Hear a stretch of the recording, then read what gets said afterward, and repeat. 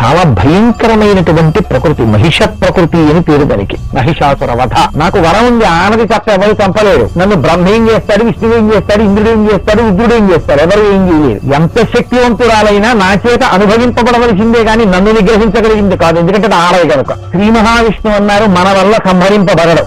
ఆయన్ని సంహరించగలిగినటువంటి శక్తి స్వరూపాన్ని ఉత్పాదన చెయ్యాలి. కాబట్టి ఇప్పుడు మన శక్తులన్నింటినీ ఒక చోట చేర్చండి, ఒక పరాశక్తిగా తయారవుతుందన్నారు. అందుకని బ్రహ్మగారు ఎర్రటి తన శక్తిని బయటికి తీసుకొచ్చి అక్కడ పెట్టాడు. తెల్లగా ఉండేటటువంటి తన తేజస్సుని పరమేశ్వరుడు తనలోంచి తన శక్తిని బయటికి తీశాడు. శ్రీ మహావిష్ణువు తనలో ఉండేటటువంటి నల్లగా ఉన్నటువంటి సాత్వికమైనటువంటి శక్తిని తీశారు. ఇప్పుడు సృష్టి శక్తి, స్థితి శక్తి, ప్రళయ శక్తి, మూడు శక్తులు ఏకీకృతమయ్యాయి.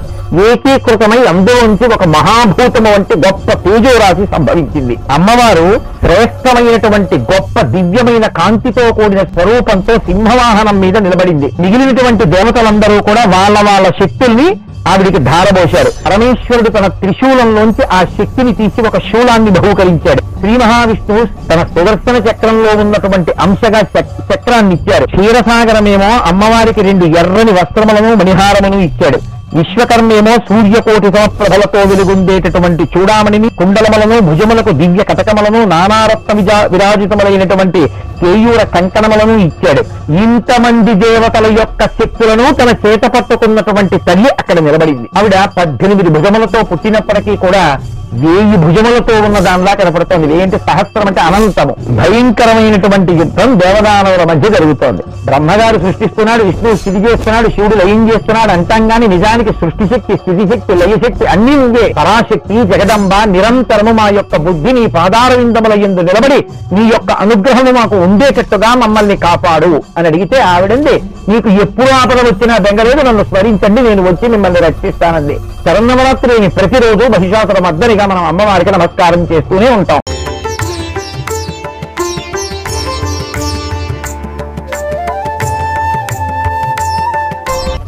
శశివర్ణం చతుర్భుజం ప్రసన్నవదనం ధ్యాయేత్ సర్వవిఘ్నోపశాంతయేత్. గురుర్బ్రహ్మ గురుర్విష్ణుః గురుర్దేవో మహేశ్వరః గురుః సాక్షాత్ పరబ్రహ్మ తస్మై శ్రీ గురవే నమః.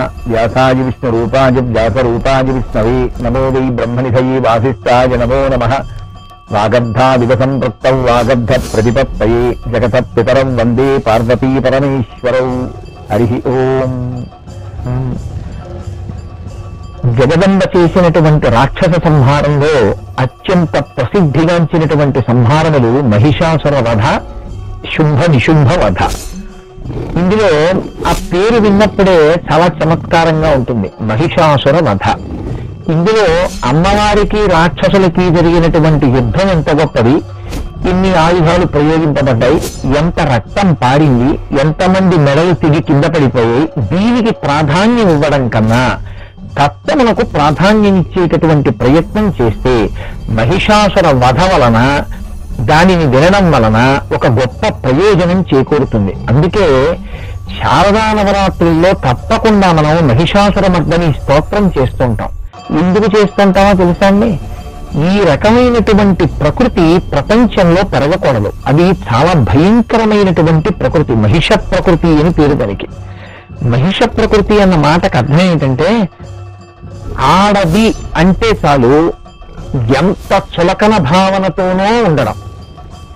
ఒకరికి ఆడవారు అంటే వెంటనే నమస్కారం చేసేటటువంటి గొప్ప సంస్కార బలం ఉంటుంది. ఎందుకంటే అసలు ఆడది అన్న వారిని మీరు పక్కన పెట్టేస్తే, స్త్రీ అన్నది లేకపోతే ఉత్తర క్షణంలో ఈ సృష్టి ఆగిపోతుంది. అమ్మని మించినటువంటి దైవం లోకంలో లేదు. ఎందుకనంటే సృష్టికర్త, స్థితికర్త, ప్రళయకర్త అని ముగ్గురుగా కనపడి 3 పనులు చేస్తున్నట్టుగా కనపడేటటువంటి ముగ్గురు కలిస్తే పరబ్రహ్మస్వరూపం.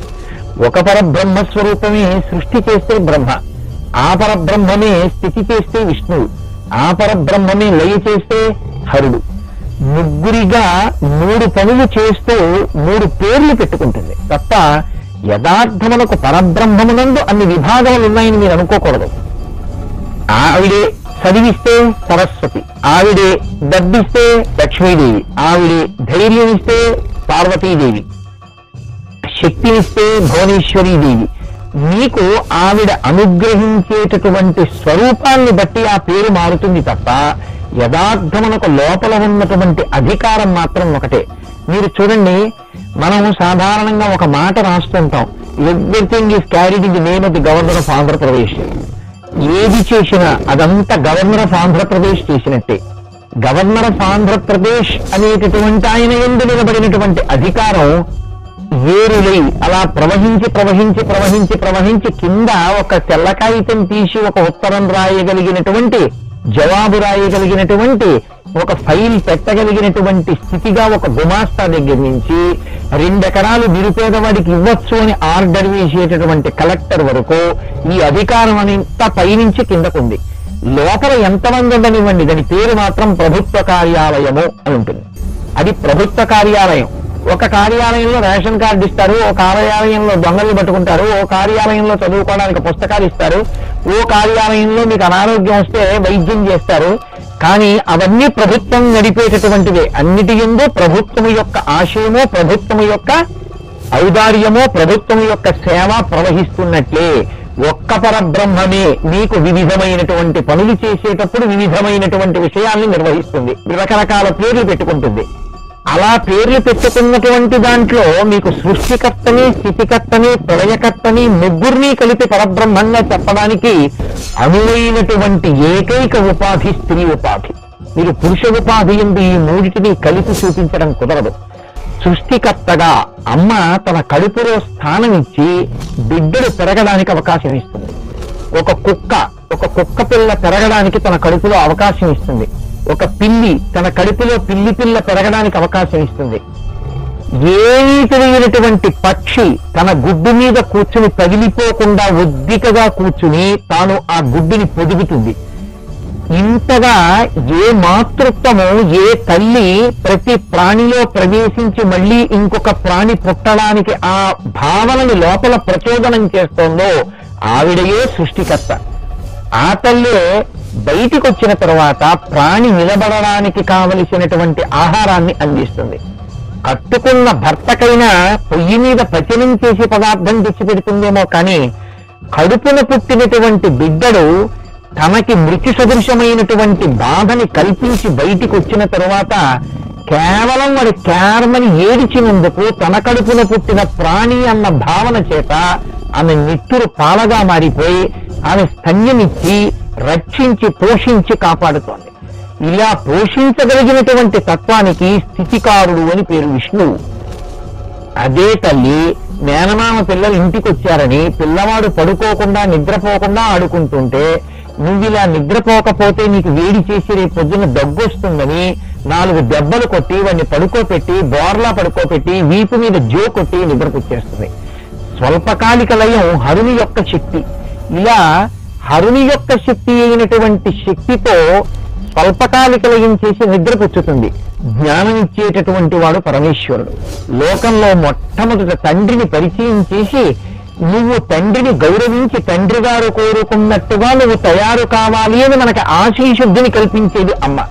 మీరు చూడండి, అందుకే అమ్మయే మొదటి గురువు. అందుకే అమ్మ లోకంలో ప్రథమ పూజ అందుకుంటుంది. మాతృదేవోభవ, తర్వాతే పితృదేవోభవ. కాబట్టి లయకారకుడైనటువంటి శివుడు కూడా అమ్మవారి ఎందే ఉన్నాడు. జ్ఞానమిచ్చేది అమ్మే. అమ్మ ఇచ్చినంత వేదాంత జ్ఞానం లోకంలో ఎవరివ్వరు. అందుకే తల్లి పిల్లాన్ని ఉయ్యాల్లో పడుకోపెట్టి ఊపుతుంది. ఊపేటప్పుడు అది లతా మంగేష్కర్ కానివ్వండి, ఎంఎస్ సుబ్బలక్ష్మి గారు కానివ్వండి, పి సుశీల గారు కానివ్వండి, మా అమ్మగారు కానివ్వండి, మీ అమ్మగారు కానివ్వండి, ఒకటే పాట పాడతారు, అల్లుడా హాయి అంటారు. ఇట్నుంచి అటు ఊపితే బట్ట ఉయ్యాలలో పడుకున్నటువంటి పిల్లవాడు అటు వెళ్ళి ఇటు వస్తాడు. వాడు చాలా హాయిగా ఉందని ఏడుపానేస్తాడు. అమ్మ అంటుంది, ఓరి పిచ్చాడా అల్లుడా హాయి, ఇటు వచ్చి అటు వెళితే నీకు సంతోషంగా ఉంది. అసలు ప్రయాణం ఏమైనా ఉందా? ఎక్కడ బయలుదేరావో అక్కడే ఉన్నావు. ఇలా సుఖము సుఖము, దుఃఖము దుఃఖము అన్న మాటలతో ఇన్ని ఉపాధులు మార్చుకున్నావు, ఇన్ని శరీరాల్లోకి వెళ్ళావు, ఇన్నిసార్లు ఉపాధులు విడిచిపెట్టావు, ఇన్ని జన్మలకి నీకు మనుష్య జన్మ వచ్చిందిరా. ఇప్పుడు కూడా నీకు అసలు ఏ విధమైన పురోగతి లేనటువంటి కదలిక నచ్చుతోంది. ఏదైనా ఒక ప్రయాణ సాధనం ఎక్కితే ఇక్కడి నుంచి కాశీ వెళ్ళొచ్చు కదులుతూ. ఉయ్యాలా ఎక్కి 2 రోజులు ఊగి కాశీ వచ్చిందా అంటే కాశీ ఎందుకు వస్తుంది? కదలలేదా అంటే కదలడు. కాశీ వెళ్ళాడా? వెళ్ళడు. రైలు ఎక్కితే కాశీ వెళ్తాడు, బండి ఎక్కితే కాశీ వెళ్తాడు, బస్సు ఎక్కితే కాశీ వెళ్తాడు. ఉయ్యాలు ఎక్కిన వాడు కాశీ వెళ్ళాడు, ఎక్కడున్నా అక్కడే ఉంటాడు ఎంత కదిలినా. ఒరే మళ్ళీ సుఖ దుఃఖములకు లోని ప్రగతిని విడిచిపెట్టి ఊర్ధముకు చెరగమని విడిచిపెడుతున్నావు. మళ్ళీ నీకు ఇదిగో చూసావా, ఇలా ఊగినంత మాత్రం చేత సుఖము అన్న భావన ప్రారంభమైపోయింది నీలో. నాన్న ఇందులో సుఖం లేదురా, యథార్థమైనటువంటి శాశ్వతమైన సుఖస్వరూపుడు పరమేశ్వరుడు అన్న జ్ఞానాన్ని మనకిచ్చి వైరాగ్య బోధ మొట్టమొదటి తల్లి చేస్తుంది. అందుకే అడుగడురా హాయి అన్న పాటే పాడతారు. కాబట్టి తల్లి జ్ఞానప్రదాత, జ్ఞానదాత మహేశ్వర. ఇంత గొప్పదై సృష్టికర్త, స్థితికర్త, ప్రళయకర్త అయినటువంటి బ్రహ్మ విష్ణు మహేశ్వరుల యొక్క సమాగమ స్వరూపమైనటువంటి స్త్రీయందు తల్లితనాన్ని చూసి అమ్మగా నమస్కరించినటువంటి వాడు జీవితంలో వృద్ధిలోకి వస్తాడు. అందుకే మీరు మహాత్ముల యొక్క చరిత్ర ఎవరికి విననివ్వండి, ఇదే మాట వస్తుంది. కన్నుదోయికి అన్య కాంతలడ్డం వైన మాతృభావన చేసి మరలవాడు అంటారు.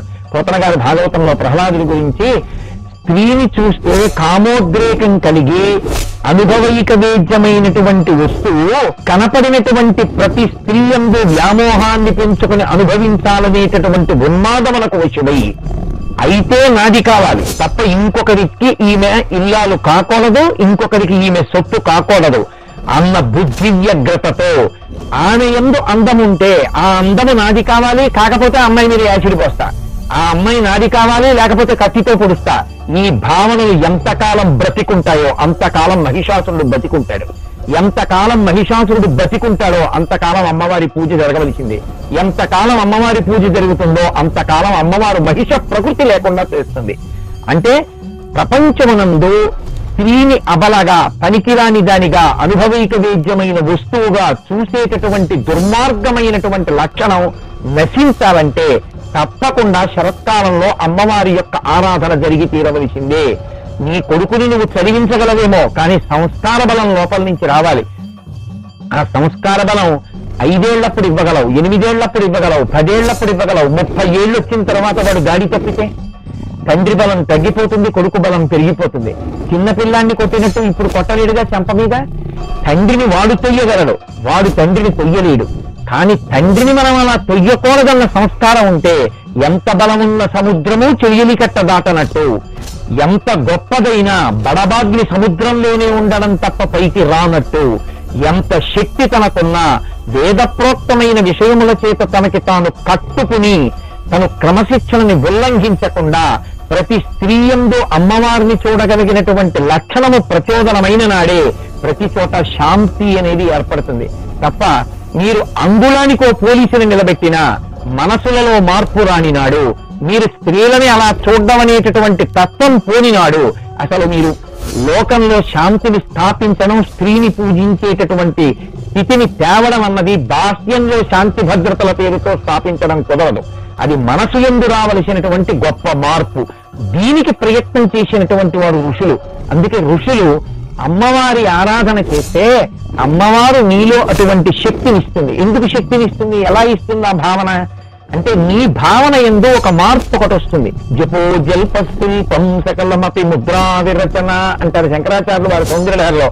అయ్యో నేను మాట్లాడానంటే నా మాట వెనక అమ్మవారు ఉంది.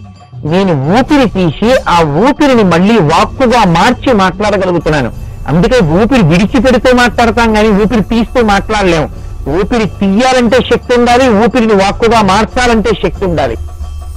నేను తింటున్నానంటే నాలో ఆకలిగా ఉన్నది ఆ అమ్మ. కాబట్టి యాదేవీ సర్వభూతేషు క్షుధారూపేణ సంస్థిత నమస్తస్యై నమస్తస్యై నమస్తస్యై నమో నమః. ఆ తల్లి నాలో శక్తిగా ఉంది, నాలో ఆకలిగా ఉంది, నాలో నిద్రగా ఉంది. ఆ అమ్మవారు నడిపిస్తోంది. ఈ కంటితో నేను ఏది చూస్తున్నానో కూడా ఆవిడ చూస్తోంది. నేను వీడికి ఇచ్చిన కంటిని దుర్వినియోగం చేస్తున్నాడు, నేను వీడికి ఇచ్చిన చెవిని దుర్వినియోగం చేస్తున్నాడు. దీనికి శక్తి స్థానంగా ఉన్న అమ్మవారు దాన్ని చూస్తోంది. కాబట్టి అమ్మవారు నాకు ఈ చెవినిచ్చినందుకు నేను ఈ చెవితో ఏది వినాలో దాన్ని వినాలి తప్ప వినకూడని దాన్ని వింటే రేపు పొద్దున్న ఈ శరీరాన్ని విడిచిపెట్టిన తర్వాత మంచిని వినడానికి చెవినిస్తే అది విడిచిపెట్టి చెవిని వినడానికి లేదా మంచిని గ్రహించడానికి ఆ చెవిని వాడకుండా బ్రతికినటువంటి నీకు ఇప్పుడు మళ్ళీ అలా వినగలిగినటువంటి ప్రజ్ఞతో కూడిన చెవిందుకు. ఏది విన్నా లోపలికి పుచ్చుకోలేనటువంటి స్థితిలో ఉన్న పశు జన్మలోనే ఉండు.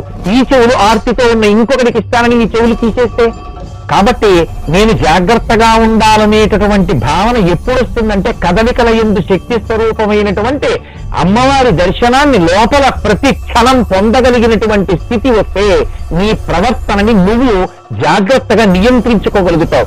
నువ్వు బయట ఎలా కదులుతున్నావో చూడగలరు తప్ప నీ మనసు ఎలా ఉందో ఎవరు చూడగలరు? ఎవరు చూడలేరు. కన్న తల్లికి కూడా తెలియదు నీ మనసు ఏం ఆలోచన చేస్తోందో.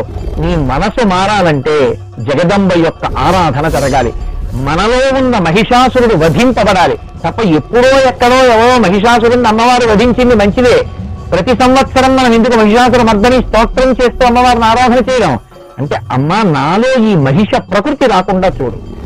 ఆడది అంటే నా చేత అనుభవైక వేద్యమైన వస్తువు అన్న భావన లేకుండా చూడు. ఆడది అంటే అబల బలం లేనిది నన్నేం చెయ్యలేదనేటటువంటి తృణీకార భావం నాలో లేకుండా చూడు. ఆడది అంటే నన్ను కన్న తల్లి, నన్ను ప్రేమించిన చెల్లి, నేను పీటల మీద కూర్చుంటే నాకు మంగళహారతి ఇచ్చి మురిసిపోయేటటువంటి నా తోడ పుట్టింది అనేటటువంటి భావన నాకు కలిగేటట్టుగా చూడు. నేనెవరో తెలియకపోయినా 26వ ఏట నేను తాళి కడితే తన ఇంటి పేరు, తన గోత్రం, తన వారిని విడిచిపెట్టి నేను అమెరికాలో ఉంటే, రష్యాలో ఉంటే నాతో విమానం ఎక్కి ఆ దేశం తెలియకపోయినా, అక్కడ ఒక్కళ్ళు తెలియకపోయినా, నేను 30 రోజుల క్రితం వరకు తనకి తెలియకపోయినా నేను తనని వివాహం చేసుకోవడానికి అంగీకరించి 3 ఉళ్ళు వేసినటువంటి ఉత్తర క్షణంలో అన్నీ వదులుకుని నా వెంట వచ్చి నాకు కొడుకునికని నా వంశాన్ని నిలబెట్టి నాతో సంబతికి నాకు మనశ్శాంతినిచ్చి నాకు శాంతి స్థానమైన నా భార్య కన్నా గొప్పదెవరు? ఏ ఇంటి ఆడదైనా ఆ ఇంటికి అటువంటిదే. ఆమె లక్ష్మీ స్వరూప అన్న భావన నా యందు కావాలని కోరుకోవడం నిజమైనటువంటి మహిషాసుర వధ తప్ప కేవలంగా మహిషాసుర వధ దేవి భాగవతంలో ఇంతమంది రాక్షసులు ఇలా కోరుకున్నారు, అమ్మవారిని ఆయుధాలు వేసింది, ఇంట్లో చంపేసింది అని అమ్మవారు అక్కడ మహిషాసురుడిని చంపేసింది అని చెప్పి నువ్వు తెలియజేసుకుని ఇక్కడ నువ్వు మహిషాసురుడిగా ప్రవర్తిస్తే దానివల్ల ఏమిటి ప్రయోజనం? అది కాదు వ్యాసుడు కోరుకున్నది, అది కాదు అమ్మవారు కోరుకున్నది. అప్పుడు ఎప్పుడో చంపినా ఇప్పటికీ దేవీ భాగవతం పారాయణ చేయి, దేవీ భాగవతం విను. దేవీ భాగవతంలో మహిషాసుర వధ వెనకాల ఉన్నటువంటి అంతరార్థం తెలుసుకో. అంటే మహిషాసురుడు ఎలా ప్రవర్తించాడో అలా నువ్వు ప్రవర్తించవద్దు. ఇది మనకి నేర్పుతుంది. ఉపాధి చేత మాట్లాడినా లోపల పశు ప్రవృత్తి ఉన్ననాడు నువ్వు మనుష్యుడివై ఉండడం వల్ల వచ్చేటటువంటి అదనపు ప్రయోజనమే ఉంటుంది. అందుకు కొన్ని శంకర భగవత్పాదులు శివానంద లహరి చేస్తూ నరత్వం దేవత్వం నగవన మృగత్వం మశకత పశుత్వం కీటత్వం భవతు విహగత్వాది జననం సదాత్మ పాదాబ్జ స్మరణ పరమానంద లహరి విహారాసక్తం చేద్రు దైవవిహచించేన వపుష అంటారు.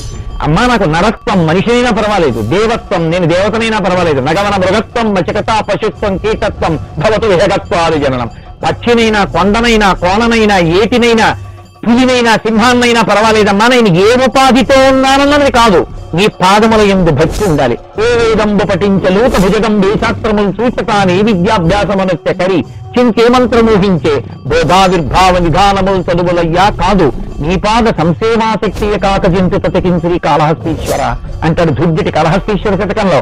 భగవంతుని యొక్క పాదార విందముల యందు భక్తితో కూడినటువంటి వాడై ఎలా భగవంతుడు చెప్పాడో అలా ప్రవర్తించేటటువంటి ధీశక్తితో క్రమశిక్షణతో ప్రవర్తించగలిగినటువంటి స్వరూపం ఉండడా అది సాలెపురుగైనా పామైనా ఏనుగైనా ఈశ్వరుని చేరుకుని శ్రీకాళహస్తి క్షేత్రమే.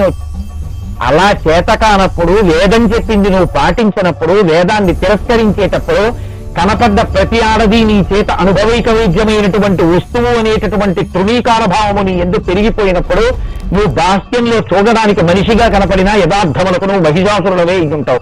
ఈ మహిష ప్రవృత్తి నీ ఎందు నిన్ను నీవు నిగ్రహించుకోలేకపోతే, నువ్వు తొలగించుకోలేకపోతే అమ్మవారి పాదాలు పట్టుకో, ఆవిడ తీసేస్తుంది. ఆవిడ నీ ఉపాధిని పడగొట్టక ముందే నువ్వు అమ్మవారి పాదాలు పట్టుకుంటే నీలో మహిషాసురుడిని తీసేస్తుంది. తీసి నిన్ను పనికొచ్చేటటువంటి మనిషిగా మారుస్తుంది.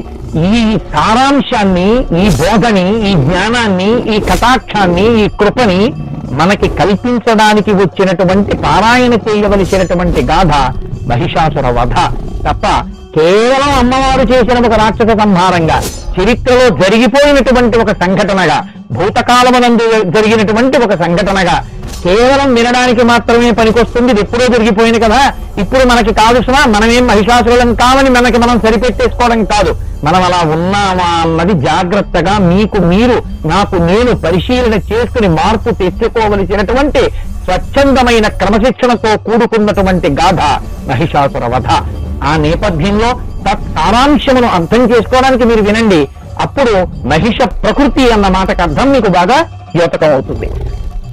దీన్ని ప్రారంభం చేస్తూ వ్యాస మహర్షి అంటారు, పూర్వకాలంలో ధనుకుమారులైనటువంటి వారు రంభుడు కరంభుడు, వీళ్ళిద్దరికీ సంతానం లేదు. కాబట్టి వీరిద్దరూ సంతానార్థమై అంటే పుత్ర సంతానము కలగాలనేటటువంటి కోరికతో, ఇక్కడ వరకు మంచి లక్షణమే, భగవంతుణ్ణి ఆరాధించి ఏదైనా పొందవచ్చనేటటువంటి భావన లోపల ప్రచోదనం అవ్వడం వరకు అది రాక్షస శరీరమా మనుష్య శరీరమా దేవతా శరీరమా అన్నదానితో సంబంధం లేదు, ఇక్కడ వరకు మంచిదే. కానీ ఆ తర్వాత కలిగేటటువంటి మార్పు రాక్షసుడా దేవత ఋష మనుష్యుడా భక్తుడా ఇంకోట అన్నది నిర్ణయం చేస్తుంది. కాబట్టి చూడండి, ఇప్పుడు ఆ ధనుకుమారులైనటువంటి రంభుడు కరంభుడు వీళ్ళిద్దరూ కూడా పరమపావనమైనటువంటి పంచనద జలము అనబడేటటువంటి తీర్థము దగ్గరకు వెళ్ళి ఆ ప్రదేశంలో కూర్చుని తపస్సు చేస్తున్నారు. తపస్సు చేస్తుండగా ఈ కరంభుడు నీటి యందు మునిగి తపస్సు చేస్తున్నాడు. అదొక వ్యగ్రతతో కూడినటువంటి బుద్ధి. అంటే దేహాన్ని ఎంత క్షోభింప చేయవచ్చో అంత క్షోభింప చేసి తపస్సు చేయడం ఒకెత్తు, దేహమునందు విస్మృతి కలిగేటట్టుగా మనసుని ఈశ్వరుడు యందు పెట్టి తపస్సు చేయడం ఒకెత్తు. వాల్మీకి మహర్షి తపస్సు చేస్తే పుట్టలు పెట్టాయి, కానీ ఆయనకి తెలియదు పెట్టినట్టు. తాను నీట మునిగి శరీరం బాధపడేటట్టుగా నిలబడిపోయి ఈశ్వరుని నువ్వు కనపడతావా కనపడవా అని నిగ్రహించడం ఒకెత్తు. ఇప్పుడు కరంభుడు వ్యగ్రతతో కూడిన తపస్సు చేస్తున్నాడు. అంటే నీట శరీరాన్ని ముంచేసి ఆ నీటిలో ఉండి తపస్సు చేస్తున్నాడు. ఇంద్రుడు చూశాడు, ఇంత ఘోరమైన తపస్సు చేస్తున్నాడు వీడు, కానీ రేపు పొద్దున్న ఏది కోరుకుని భగవంతుడి దగ్గర చతుర్ముఖ బ్రహ్మగారి దగ్గర లోకానికి ఏ ప్రమాదం తీసుకొస్తాడోనని దేవతలు భయపడ్డం ఇంద్రుడు భయపడ్డం అన్న మాటను మీరు జాగ్రత్తగా అర్థం చేసుకోవాలి. మీరు ఎప్పుడైనా గమనించండి, మీకు లోపల నుంచి ఒక మాట వస్తే రెండో మాట కూడా లోపల నుంచే వస్తుంది. అంతర్వాణి అంటారు దాన్ని. దేవతలు అక్కడే ఉంటారు, రాక్షసులు అక్కడే ఉంటారు. మీరు జాగ్రత్తగా గమనించగలగాలంటే. నేను ఉపన్యాసం అయిపోయిన తర్వాత వెళ్ళిపోతూ ఇది ఏదో బాగానే ఉంది, వ్యాసపీఠం నేను పట్టుకెళ్ళిపోదామని నాకు అనిపించింది అనుకోండి. ఈ వ్యాసపీఠం తీసి నేను సంచిలో పెట్టేసుకుంటున్నాను అనుకోండి, నాలోంచే ఓ మాట వస్తుంది, ఇవరేది వ్యాసపీఠం రా, ఇన్నాళ్ళు దాని మీద పుస్తకం పెట్టుకుని ఉపన్యాసం చెప్పావు, అది మీది కాదు వాళ్ళది, నీకు ఉత్తరోత్తర పనికొస్తుంది అనుకుంటే వాళ్ళని అడిగన్నా తీసుకో, లేదా నువ్వన్నా వ్యాసపీఠం చేయించుకో. అంతేగాని నువ్వు వ్యాసపీఠం పట్టుకుపోవడం తప్పు కదా, ఇంకా దానికి నువ్వు దేవి భాగవతం చెప్పడం ఎందుకు అని మీలోంచే ఉంటుంది. కానీ వచ్చిన మంచి మాట గొంతు పిసికేసి మీరు వ్యాసపీఠం పట్టుకెళ్ళిపోగలిగితే రాక్షసుడై ఉన్నట్టు ఆ సమయంలో. నిజమే, నేను పట్టుకెళ్ళకూడదని రాక్షసుడి యొక్క పీట నొక్కేసి మీరు పట్టుకెళ్ళడం మానేస్తే దేవతానుగ్రహాన్ని పొంది ఉన్నట్టు ఆ క్షణంలో. మీరు ఒక రోజులో ఎన్ని మాటలు దేవతానుగ్రహాన్ని పొందుతున్నారన్న దాన్ని బట్టి మీరు దేవతలకి దగ్గరగా ఉన్నారని గుర్తు. మీరు ఎన్ని మాటలు రాక్షసానుగ్రహానికి దగ్గరగా ఉన్నారన్న దాన్ని బట్టి మీ యందు రాక్షసత్వం అంత ఉన్నదని గుర్తు. మీ యందు రాక్షసత్వం పోవాలంటే దేవతత్వం పెరగాలి, దేవతత్వం పెరగాలంటే రాక్షసత్వం పోవాలి, అంతే. కాబట్టి దేవతలకి రాక్షసులకి యుద్ధం. దేవతలు ఎప్పుడు రాక్షసులు తపస్సు చేస్తుంటే పరిశీలనం చేసి ఇంద్రుడు వచ్చి వాళ్ళని ఇబ్బంది పెడుతుంటాడంటే దాని అంతరార్థం ఏమిటంటే లోపల ఉండేటటువంటి భావనల మధ్య కలిగేటటువంటి సంఘర్షణ తాత్వికంగా మీరు తీసుకున్న నాడది మీ అభ్యున్నతికి కారణం అవుతుంది. కాబట్టి ఇప్పుడు ఇంద్రుడు నీట మునిగి తపస్సు చేస్తున్నటువంటి కరంభుడు రేపొద్దున్న ఏ ఉపద్రవమైనటువంటి కోరికలు కోరతాడో అన్న భావన చేత మొసలి రూపంలో వచ్చి నీటిలోనే మట్టుపెట్టి. కాబట్టి ఇప్పుడు కరంభుడు మరణించాడు ఇంద్రుడి చేతిలో అన్న మాట విన్నాడు రంభుడు. ఈయన నీటిలో తపస్సు చేస్తే ఆయన ఒక వటవృక్షాన్ని ఆశ్రయించి అగ్నిహోత్రాన్ని వేయించి అగ్నిహోత్రాన్ని ఆరాధన చేస్తూ ఆయన తపస్సు చేస్తున్నాడు. ఇంద్రుడు సోదరుడైనటువంటి కరంభుడిని సంహరించాడు. కాబట్టి ఇప్పుడు ఎలా అయినా నేను భగవంతుని యొక్క అనుగ్రహాన్ని నేను పొంది గొప్ప కొడుకుని కనాలి. ఆ కొడుకు ఏం చెయ్యాలి? వాడు దేవతల పీత మనసాలి అనిచి వాడు దేవతల్ని తమ స్థానం నుంచి తీసేయాలి. తీసేసి స్వర్గాన్ని వాడు ఆక్రమించాలి. ఇంద్రుడి పదవిలో వాడు కూర్చోవాలి. ఎంత వ్యగ్రతతో కూడిన బుద్ధో చూడండి. ఇంకా లోపల ఎంత ఆర్తి పెరిగిపోయిందంటే ఇది చాలా వ్యగ్రతతో కూడిన బుద్ధి. అంటే సాత్వికమైన ఆరాధనకు తామసికమైన ఆరాధనకు ఎంత తేడా ఉంటుందో చూడండి. కొరడాలు పెట్టి కొట్టేస్తున్నా భగవన్నామని చెప్పాడని ఆ రామదాసు గారు కారాగారంలో ఉండి ఎవడబ్బా సొమ్మాని కులుకూచు తిరిగేవు రామచంద్ర అని బాధ ఓర్చలేకపోతే కూడా రాముడికి చెప్పాడు. మళ్ళీ దెబ్బలా కోర్వక నిన్ను తిట్టితి కానీ రామచంద్ర అని మళ్ళీ రాముడికి చెప్పుకున్నాడు. అది పరమ సాత్వికమైనటువంటి ఆరాధన తప్ప తామసికమైన ఆరాధన ఎలా ఉంటుందంటే నిగ్రహించి ఈశ్వరుణ్ణి తన ముందుకు తెచ్చుకోవాలి. వాడు ఈశ్వరుడు ప్రసన్నుడయ్యే వరకు తాను ఊరుకోలేడు. ఈశ్వరుడు తొందరగా వచ్చేయవలసిందే. ఎందుకంటే లోపల ఉన్నటువంటి కోరికే, లోపల తొందరగా కోరికని సిద్ధింప చేసుకోవాలన్న బుద్ధి వ్యగ్రత అలా ఉంది. కాబట్టి ఇప్పుడు ఆయన ఏం చేశాడు? అగ్నిహోత్రాన్ని ఆరాధన చేస్తూ ఈశ్వరుడు ప్రత్యక్షం కాలేదనేటటువంటి తమకముతో కూడిన బుద్ధి చేత తన శిరస్సుని తానే ఎడమ చేత్తో జుట్టు పట్టుకుని కుడి చేత్తో తన కంఠాన్ని కోసుకోపోయాడు. ఇది చాలా తప్పు పని. భగవదారాధన ఎందు ఇటువంటి ప్రక్రియలు సుతారము అంగీకరింపబడవు. అది ఎంత భయంకరమైన బుద్ధితో ఆ పూజ మొదలు పెట్టాడు అన్నది తెలుస్తుంది. కాబట్టి ఇప్పుడు ఆ పీక కోసుకోకపోతే అగ్నిహోత్రుడు వచ్చి అన్నాడు, ఆత్మహత్య మహానేరం రా, నాకు పూజ చేస్తున్నాను అని పేరు చెప్పి నీ తల కోసం అగ్నిహోత్రంలో వేస్తే ఏం వస్తుంది? అది ఆ పూజ చేయడం అంటే దేనికి చెయ్యాలనుకుంటున్నావు? ఇంత వ్యగ్రతతో కూడినటువంటి పూజ ఏది ఆశించి చేస్తున్నావు? అసలు నాకు చెప్పు, నీకేం కోరుకుందో అన్నాడు. అంటే ఇప్పుడు ఆయన తన మనసులో ఉన్నటువంటి కోరికని బయట పెట్టేటటువంటి ప్రయత్నం చేస్తున్నాడు. రాక్షస బుద్ధి అంటే ఎంత వ్యగ్రతతో ఉంటుందో, పూజ కూడా ఎంత వ్యగ్రతతో ఉంటుందో మీరు ఒక్క మాట బాగా గుర్తుపెట్టుకుంటే భగవంతుణ్ణి నిగ్రహించి నిలబెట్టుకోవడంలో ఉన్న మాట మీకు అర్థం అవ్వడానికి నేను ఒక మాట చెప్తా. బలవంతంగా ప్రేమించు అన్నట్టుంటుంది. బలవంతంగా ప్రేమించనేది, ప్రేమ అనేటటువంటిది హృదయంలోంచి రావాలి. బలవంతంగా ప్రేమించడం ఎలా కుదురుతుంది? అదే రాక్షస బుద్ధి. యాసిడ్లు వేయడం, కప్పులతో పడవడం ఎక్కడ మొదలవుతాయంటే బలవంతంగా ప్రేమించమని అడగడంలో ఉంటాయి. అది రాక్షస బుద్ధి అని తెలుసుకుని అమ్మవారి పాదాలు అట్టుకుంటే ఈ మహిష ప్రకృతి పోతుంది. దీనికి మహిషాసుర వధ ఆలంబనమై ఉంటుంది. అగ్నిహోత్రాన్ని ఆరాధన చేసినటువంటి రంభుడు, అగ్నిహోత్రుడు ప్రత్యక్షమైన తరువాత వరాన్ని కోరుకుంటున్నటువంటి సందర్భాన్ని మనం ముచ్చటిస్తున్నాం. ఆయన అన్నాడు, ఇది స్తోసి దేవేసి దేహిమే వాంఛితం వరం త్రైలోక్య విజయీ పుత్ర శ్యామ్య పరబలాత్పర అజేయ సర్వదా సత్యాద్ దేవదానవ మానవై కామరూపీ మహావీర్య సర్వలోకాభివందిత. సమస్త లోకముల చేత నమస్కరింపబడవలసినటువంటి వాడు, కామరూపి అయినటువంటి వాడు, ఆయన కన్నా బలవంతుడు లేనటువంటి రీతిలో గొప్ప బలం ఉన్నటువంటి వాడు, 3 లోకములను శాసించగలిగినటువంటి వాడు, అజేయుడు, దేవ దానవ మానవుల్ని నిగ్రహించగలిగినటువంటి వాడు, నాకు కుమారుడిగా కావాలి అన్నాడు. బ్రహ్మగారు అన్నారు, మంచిదే, నీకు కుమారుడిగా కావాలి అంటే నేను కుమారుణ్ణి పొందాలి అన్న కామాతురతతో నువ్వు ఎవరి వంక చూస్తావో, ఏ స్త్రీ వంక చూస్తావో ఆమె యందు నీకు అటువంటి కుమారుడు కలుగుతాడు. యస్యాం చిత్తం పురంభత్వం ప్రమదాయాం కరిష్యసి తస్యాం పుత్రో మహాభాగ భవిష్యతి బలాధిక.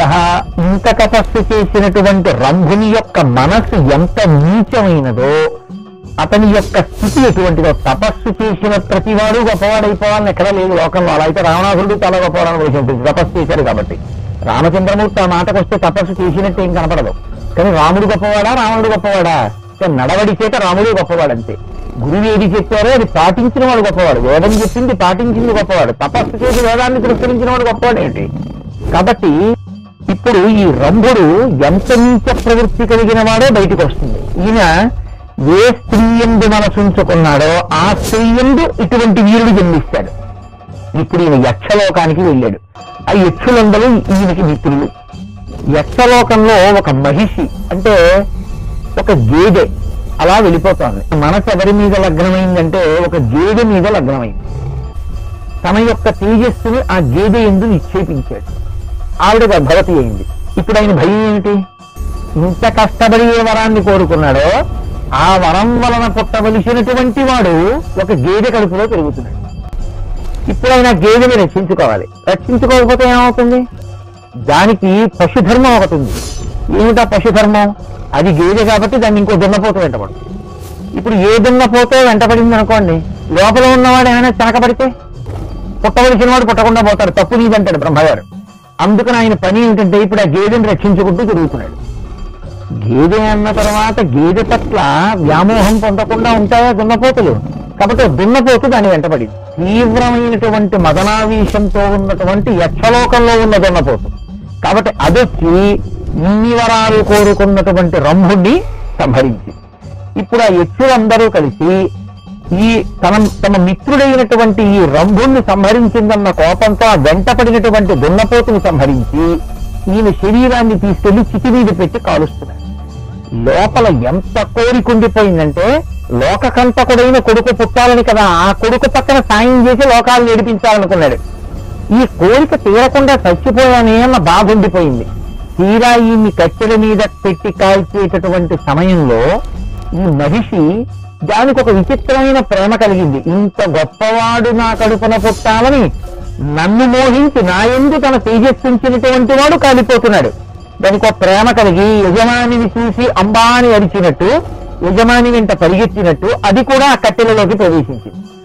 ఇద్దరూ కాలిపోతున్నప్పుడు భావనా వ్యగ్రత చేత అతను ఎటువంటి రాక్షసుడై పుట్టాడంటే, శరీరం విడిచిపెట్టే ముందు చిట్ట చివరి శ్వాసని ఆధారంగా చేసుకుని మనసు దేని మీద నిలబడుతుందో అటువంటి పునర్జన్మే వస్తుంది అని మనకి సనాతన ధర్మంలో వేదం చెప్తోంది. అందుకే మేము పునర్జన్మను అంగీకరిస్తున్నాము అని ఒప్పుకుంటాం కాబట్టే బొట్టు పెట్టుకుంటాం. నేను ఈ దేని యందు మనసు ఉంచుకున్నానో చివర నా మనసు దాని మీద నిలబడుతుంది. ఎటువంటి దాని మీద నిలబడిందో అటువంటి ఉపాధిలోకి వెళ్ళిపోతాను. అలా మనసు నిలబడకూడదంటే మనసుని ఎక్కడ పెట్టాలో అక్కడ పెట్టాలి. అప్పుడు చివర కూడా అదే స్మరణకు వస్తుంది. ఈశ్వరుడి మీదే బుద్ధి ఉన్న వాడికి ఈశ్వరుడు స్మరణలోకి వస్తాడు. వస్తే ఉన్నత లోకాలు పొందుతాడు.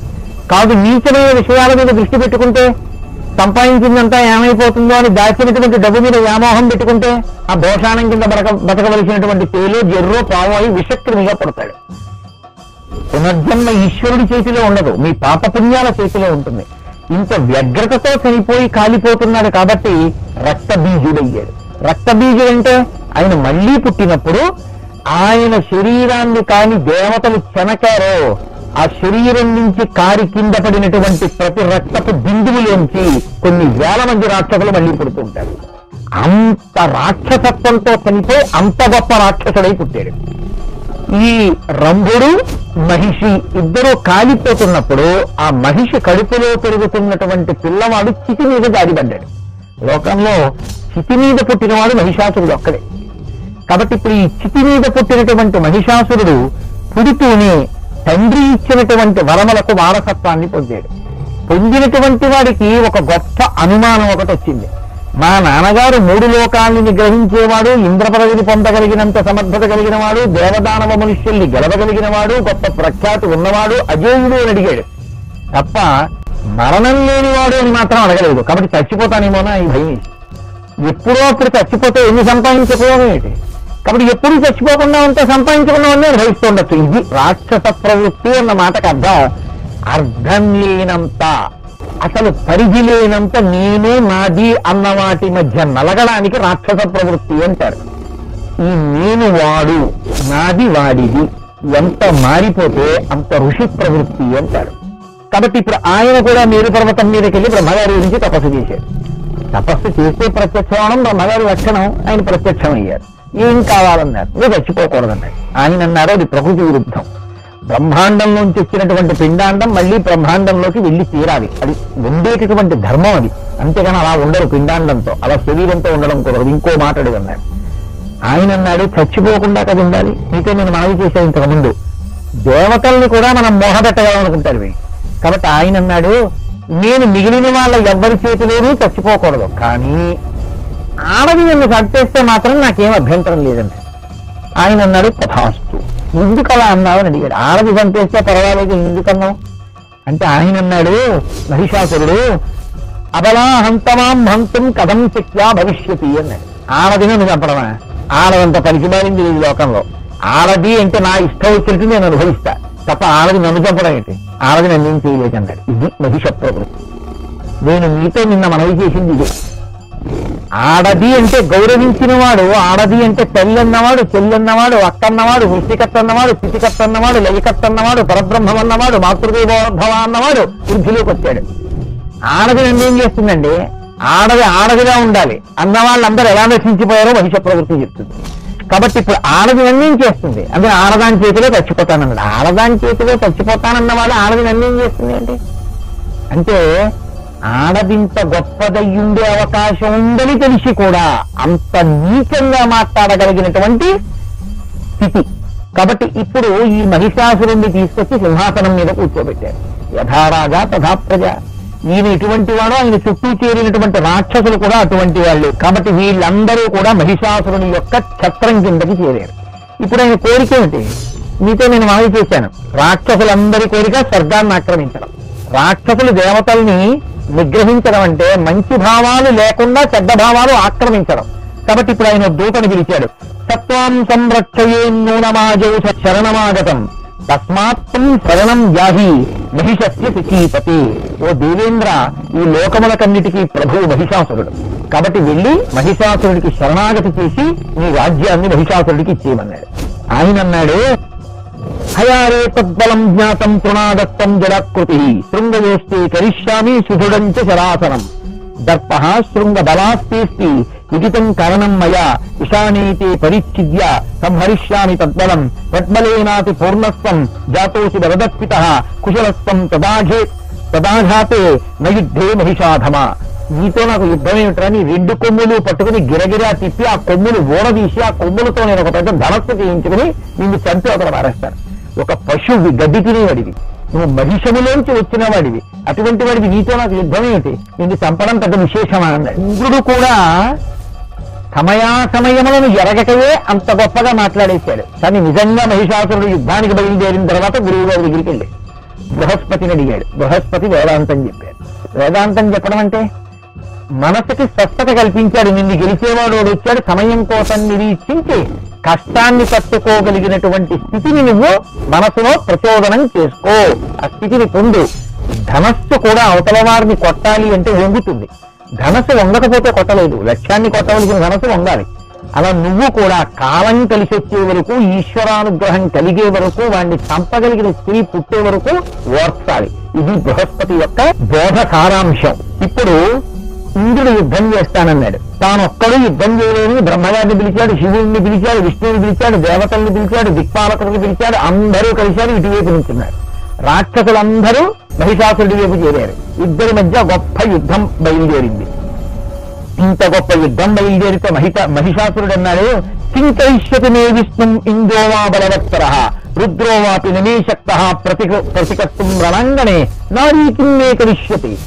నాకు వరం ఉంది, ఆనది తప్ప ఎవరు చంపలేరు. నన్ను బ్రహ్మ ఏం చేస్తాడు, విష్ణువు ఏం చేస్తాడు, ఇంద్రుడు ఏం చేస్తాడు, రుద్రుడు ఏం చేస్తాడు, ఎవరు ఏం చేయలేరు. ఇంకా ఆనదంటారా? యుద్ధానికి వస్తే మాత్రం నన్ను ఏం చేస్తుంది? ఆనది కనబడితే చంపడం కాదు, అనుభవించగలిగినటువంటి వాడు. ఎంత శక్తివంతురాలైనా నా చేత అనుభవింపబడవలసిందే కానీ నన్ను నిగ్రహించగలిగింది కాదు. ఎందుకంటే ఆడది కనుక. ఎంత నీచ భావనో, ఎంత చులకన భావన కలిగిన వాడో చూడండి. కాబట్టి నారీకిన్నే కరిష్యతి, నన్ను ఆడదేం చేస్తుంది అన్నాడు. సరే, యుద్ధం ప్రారంభమైంది. భయంకరమైనటువంటి యుద్ధం దేవదానవుల మధ్య జరుగుతోంది. ఎంత యుద్ధం జరిగినా వరమే కదండి. బ్రహ్మగారు ఒకసారి మాట ఇచ్చారు అంటే ఆ మాట అలా నిలబడవలసిందే. ఆ యుద్ధంలో దేవతలందరూ ఓడిపోయారు. ఓడిపోయినటువంటి కారణం చేత తలకొక దిక్కు వెళ్ళిపోయారు, గుహల్లో ఉంటున్నారు, చాలా బాధాకరమైనటువంటి జీవితాన్ని గడుపుతున్నారు. ఆ గడుపుతున్నటువంటి సమయంలో ఎంతకాలం మనం ఇలా గడుపుతామని చెప్పి అందరూ కలిసి మళ్ళీ బ్రహ్మగారి దగ్గరికి వెళ్ళి అడిగారు, అయ్యా వరం ఇచ్చింది నువ్వే కదా, మరి ఎలా ఇప్పుడు మహిషాసురుడిని నిగ్రహించడం? ఆయన అన్నాడు, రండి మనం కైలాసానికి వెళదామన్నాడు. కైలాసానికి వెళ్లి శివుణ్ణి తీసుకుని అక్కడి నుంచి బయలుదేరి శ్రీ మహావిష్ణువు దగ్గరికి వెళ్ళారు. దేవతలందరూ సమావేశం పెట్టారు. ఈ పనికి మాలిన వాళ్ళందరూ సమావేశం పెడితే మాత్రం నన్నేం చేస్తాడన్నాడు మహిషాసురుడు. అది ఆయన అహంకారం. ఇప్పుడు శ్రీ మహావిష్ణువు అన్నారు, మన వల్ల సంహరింపబడడం, ఆయన్ని సంహరించగలిగినటువంటి శక్తి స్వరూపాన్ని ఉత్పాదన చెయ్యాలి. కాబట్టి మన శక్తియే స్త్రీ. ఈ మాట మీరు బాగా పట్టుకోవాలి.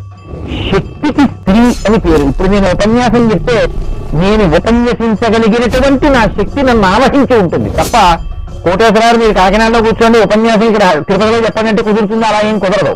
నేను నా ఉపన్యాస శక్తి కలిసే ఉంటాం. అదే భార్యాభర్త కలిసి ఉండడం.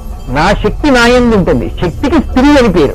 కాబట్టి ఇప్పుడు మన శక్తులన్నింటినీ ఒక తోట చేర్చండి, ఒక పరాశక్తిగా తయారవుతుందన్నారు.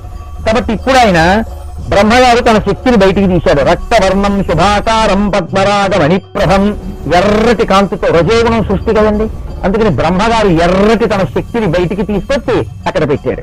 శంకరస్య శరీరాప్తు నిస్తృతం మహదద్భుతం రౌప్యవర్ణమభూతీవ్రం దుర్దర్శం దరుణం మహత్.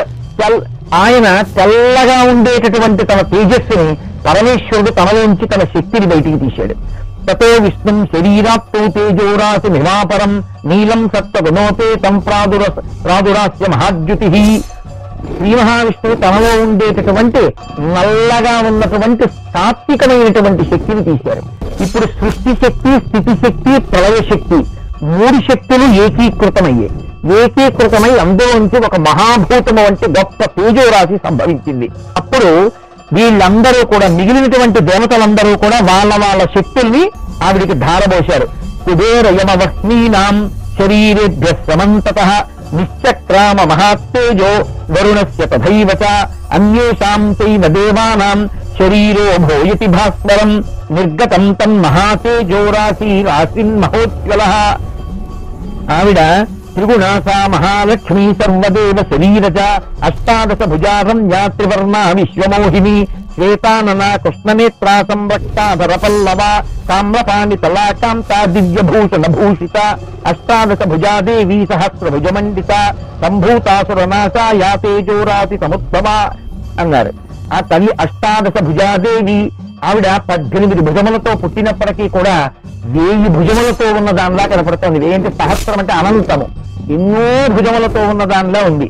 అప్పుడు ఆ ప్రాదుర్భవించినటువంటి గొప్ప తేజోరాశి అయినటువంటి ఆ తల్లి మహిషాసుర మర్దనము కొరకు వచ్చినది కనుక అక్కడ ఉన్నటువంటి వాళ్ళందరూ కూడా దేవతలు చాలా సంతోషించి ఒక్కొక్కళ్ళు ఒక్కొక్క ఆభరణాన్ని అమ్మవారికి ఇచ్చారు.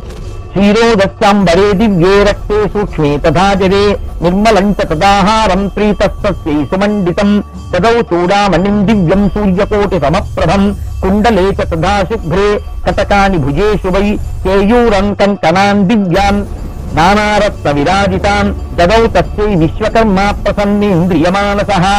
ఈ రకంగా క్షీరసాగరమేమో అమ్మవారికి 2 ఎర్రని వస్త్రములను మణిహారమును ఇచ్చాడు.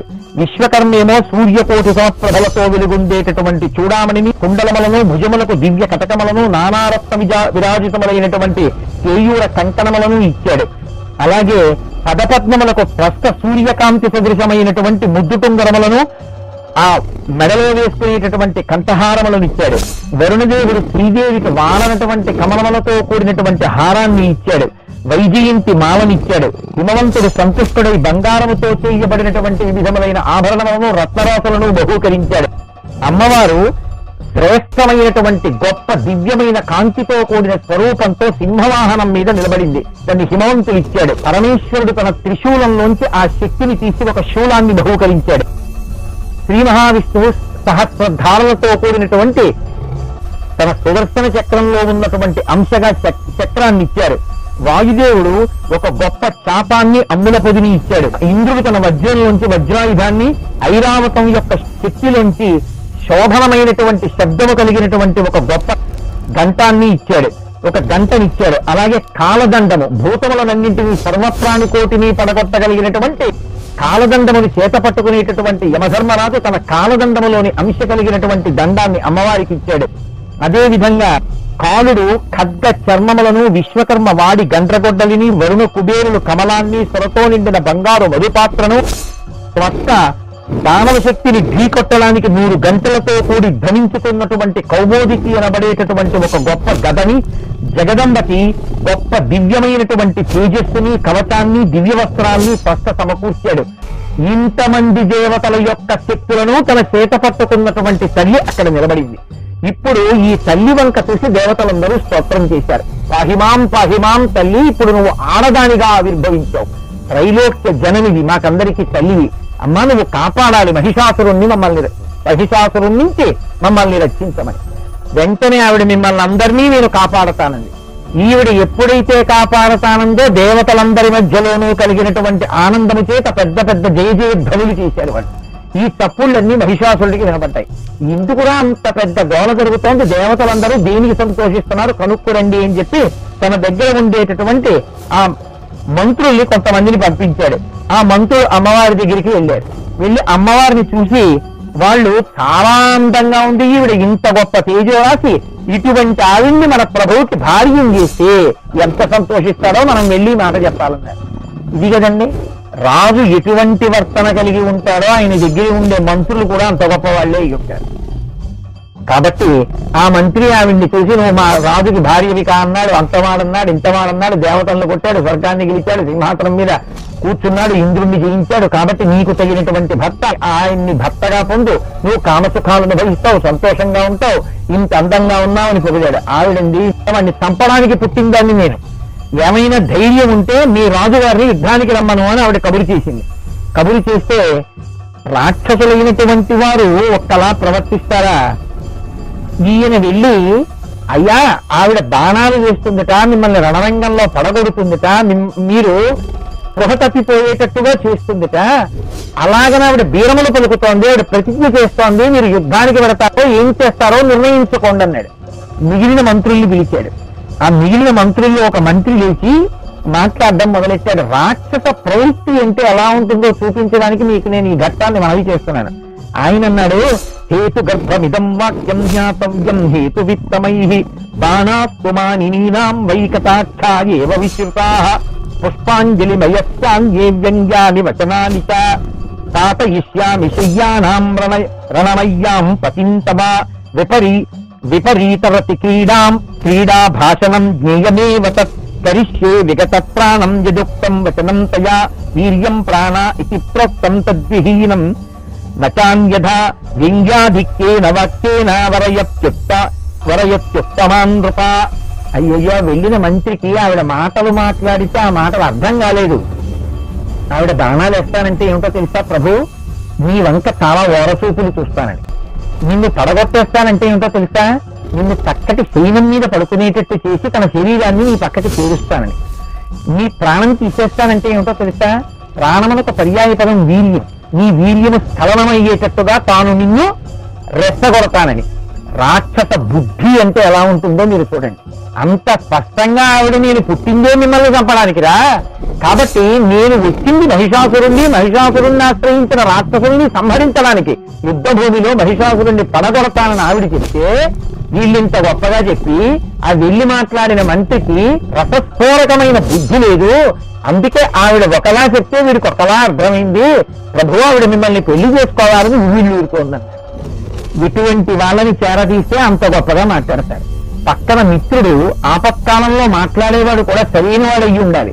ఒక ఆయన అన్నాడు, కాదు నాకు ఇందులో ఏదో తేడా కనపడుతోంది, ఆవిడ చంపడానికే పుట్టిందేమో, లేకపోతే దేవతలందరూ తమ శక్తులను ధారబోసి ఒక స్త్రీని ఎందుకు సృజిస్తారు, కేవలమే ఒక స్త్రీ చేతిలో మరణిస్తానని నువ్వు అడిగావు, అందుకే వచ్చిందన్నారు. ఆ మహిషాసురుడు ఎంతసేపు ఏమంటాడంటే, మీరు వెళ్ళి ఆవిడితో యుద్ధం చెయ్యండి, కానీ నొప్పించకండి, గట్టిగా కొట్టకండి, ఆవిడికి బాధ కలుగుతుంది, ఆవిడ్ని గెలిచి జాగ్రత్తగా ఇక్కడికి తీసుకురండి, నేను ఆవిడ్ని భార్యని చేసుకుంటానంటాడు. ఇది అసలు అవతల వారిలో ఉన్న గొప్పతనాన్ని అంగీకరించలేక ఆడది అంటే అంత చేతకానిది అన్న భావనకి మహిష ప్రవృత్తి అని పేరు. నేను అనుభవించగలను అంతే, అది తప్ప ఇంకొక మాట నోటి వెంట రాదు మహిషాసురుడికి. కాబట్టి ఇప్పుడు ఆవిడ దగ్గరికి వెళ్ళారు ఒక్కొక్కరు. పెద్ద యుద్ధం నడిచింది. వెళ్ళినటువంటి వాళ్ళందరూ దీపం మీద పడినటువంటి పురుగులు ఎలా మాడిపోతాయో అలా భాస్కల, దుర్ముఖ, తామ్ర, చిచ్చుర, అతిలోమ, బిడాల వీళ్ళందరూ ఒక్కొక్కరు లక్షల సైన్యాన్ని పట్టుకెళ్లారు. అమ్మవారి చేతిలో మడిసిపోయారు. చిట్ట చివరికి మహిషాసురుడే వెళ్ళి అమ్మవారితో ఓ కథ చెప్పాడు. పూర్వకాలంలో మండోదరి అని ఒక రాతకన్య ఉండేది. మంచి పిల్లవాడిని తీసుకొచ్చి పెళ్లి చేస్తానంటే తండ్రి గారు వీల్లేదు నేను పెళ్లి చేసుకోనండి. ఆఖరణ ఉద్యానవనంలో తిరుగుతుంటే అయోధ్యాధిపతి వీరసేనుడు కనబడి పెళ్లి చేసుకుంటా అన్నాడు. నాకు పురుషుడన్న వాడి జోలి కుదరదు, నేను పెళ్లి చేసుకోనండి. ఆఖరికి ఆవిడ చెల్లెలు ఇందుమతి స్వయంవరంలో ఒక మంచి యుక్తమైన వయసులో ఉన్న రాజకుమారుణ్ణి పెళ్లాడ్డం చూసి అయ్యో దాని పెళ్లి అయిపోయింది నేనే వద్దన్నానని ఒక్కసారి ఉద్రిక్తత కలిగి ఓ పనికి మాలిన వాడిని మద్రదేశాధిపతిని వివాహం చేస్తుంది. తీరా ఈవిడ పెళ్లి చేసుకుని ఆ మద్రదేశాధిపతితో ఆయన ఇంటికి వెళ్ళిన తర్వాత అంతకు ముందు ఆయన ఒక దాసితో తిరుగుతున్నాడని తెలిసింది. మనసు వికలమైపోయి ఇటు తన భర్తని పొందలేక ఇంతకు ముందు పొందుదామని కోరుకున్నటువంటి ఉత్తమమైనటువంటి పురుషుల్ని దూరం చేసుకుని ఎటూ కాక ఆవిడ జీవితం పాడైపోయింది. నువ్వు ఇలాగే హఠం చేసి పెళ్లి చేసుకోనంటే పాడైపోతావు, కాబట్టి ఎందుకు యుద్ధం నన్ను పెళ్లి చేసుకోను. ఎన్ని మాటలు చెప్పినా, ఎన్ని లక్షల మంది పోయినా, ఇంతమంది సైన్యం పోయినా, ఇంతమంది మంత్రులు పోయినా నేనేమిటో నీకు అర్థం కాలేదు. ఇది గౌరవ మహిళ ప్రవృత్తి అంటే అంటారు. ఇది లోపల ఉంటుంది, ఇది మనం బాగా పట్టుకోవాలి. ఆడది అనేటప్పటికీ మనం గౌరవించాలి ఈ భావన కలిగితే ఋషి ఆడది అనేటప్పటికీ ఎంత గొప్ప పదవిలో ఉండనివ్వండి, ఎంత స్థితిలో ఉండనివ్వండి, ఆడదండి అలా మాట్లాడడమే, ఆడదండి అలా ఉండడమే, ఆడదండి మనం మొగాళ్ళం. ఈ ప్రవృత్తి, ఈ అతిశయం ఆడదాని యందు గౌరవానికి బదులు ఆడదాన్ని తృణీకరించేటటువంటి పరిస్థితి మహిష ప్రవృత్తి అని పేరు. చూసింది చూసింది చూసింది అమ్మవారి వీడిలో మార్పు రాదు కాబట్టి ఇంకా ఈ ఉపాధిలో ఉండడానికి వీల్లేదు. ఎంతసేపు అంటే పెద్ద అమ్మవారికి యుద్ధం చేయడం అనేటటువంటిది ఏం పెద్ద విశేషమా ఏమి? ఈరోజు అదేస్తారా అమ్మవారు కాసేపు కసి విసురుతుంది, వీరో బాణం వేస్తారా అమ్మవారు 4 బాణాలు వేస్తుంది, ఓ 1,00,000 మంది సైన్యం చచ్చిపోతారు. చెట్ట చివరికి తన త్రిశూలం పెట్టి వాడి గుండెల్లో గుచ్చి ఆ శరీరంతో కింద పడ్డాడు. ఆ కంఠాన్ని కత్తితో కోసేసింది, కంఠం తెగిపోయింది, రక్తధారలు కారిపోయాయి, మహిషాసురుడు మర్దింపబడ్డాడు. అప్పుడు ఈ దేవతలందరూ వెళ్ళి అమ్మవారి దగ్గర నిలబడి సంతోషంతో ప్రార్థన చేశారు. అమ్మా పుష్టి కళాత విజయ గిరిజా జయాత్వం తుష్టిం ప్రమాత్తమసి బుద్ధిం రమారమాచ విద్యాక్షమా జగతి కాంతిరహీన మేధా సర్వంతమేవ వితురా భువనత్రయేస్మిన్ అభిర్వాణా తవతు శక్తి భిరాసుకత్వం కోవాక్షమ సకలలోక నివాస భూమి. తల్లి బ్రహ్మగారు సృష్టిస్తున్నాడు, విష్ణువు స్థితి చేస్తున్నాడు, శివుడు లయం చేస్తున్నాడు అంటాం కానీ నిజానికి సృష్టిశక్తి, స్థితిశక్తి, లయశక్తి అన్నీ నువ్వే.